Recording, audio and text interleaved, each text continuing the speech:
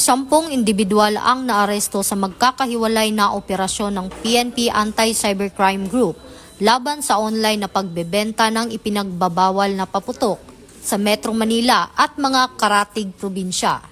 Ayon sa PNP ACG, nadiskubre ang mga sospek sa pamamagitan ng cyber patrolling kung saan nakita nilang lantaran ang pagbebenta ng mga peligrosong paputok sa social media. Unang operasyon ang isinagawa sa Tondo, Manila noong Nobyembre 26 taong kasalukuyan kung saan 2 lalaki ang nadakip matapos magbenta ng 7,800 pesos halaga ng iligal na paputok sa pamamagitan ng entrapment.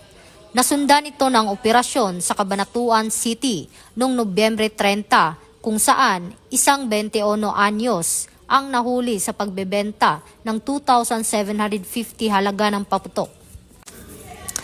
May mga dagdag pang operasyon sa Caloocan, Cavite at kalapit na lugar na nagresulta sa pagkakakumpiska ng mahigit 75,000 halaga ng iligal na paputok. Mahaharap ang lahat ng sospek sa paglabag sa Republic Act 7183, kaugnay ng Republic Act 10175. Muli namang nagpaalala ang PNP-ACG na bawal ang online selling na paputok at mapanganib ito para sa publiko. Ito ang bagong PNP para sa bagong Pilipinas, serbisyong mabilis, tapat at nararamdaman.